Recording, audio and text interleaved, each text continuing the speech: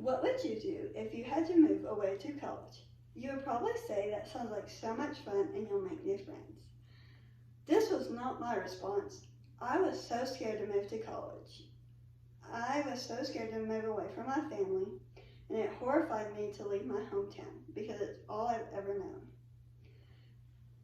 I sat in my sorority bedroom for the first time that night and thought, this is going to be strange.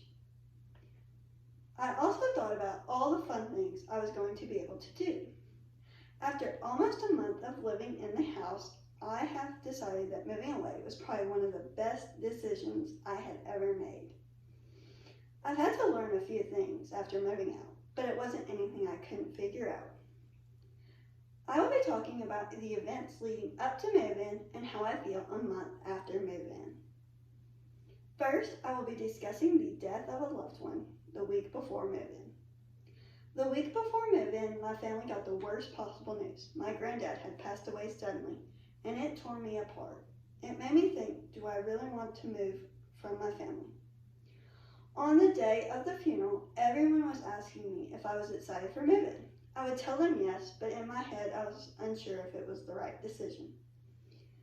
After the funeral, we ate supper with all the family and friends of my granddad. Some of the family surprisingly lived 5 minutes away from campus and told me if I needed anything to call and they would come and help. This kind of helped me make my decision to move in. Next, I will talk about the day of move-in. I started my day at 6 a.m. and got ready for the day. I put my favorite shirt on because I knew my mom would want a picture of me in front of my room. At 7 a.m., I started moving stuff from my room to my car to my parents' car. That took me about an hour to do all of it by myself. I did forget a couple things, but my amazing parents grabbed them and put them in their car. At 9 o'clock came the time to get my key. I was super excited. I literally ran to my house and into my pod. I immediately planned where I wanted everything to go and how I wanted everything set up.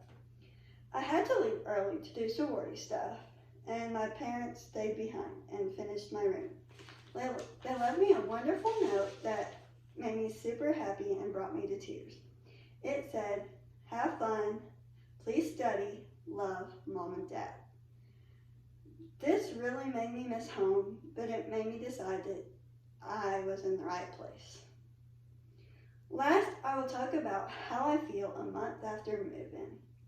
I couldn't be more happier with my decision because moving in has helped me in ways I wasn't expecting it to. First, I am only 5 minutes away from my work, which is amazing. 2, I can literally walk to my classes, which makes my life easier because I'm not using my gas.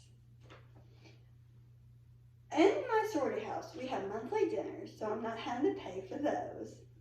In my sorority, we strive for academic excellence. So we have study nights at 6 every Tuesdays.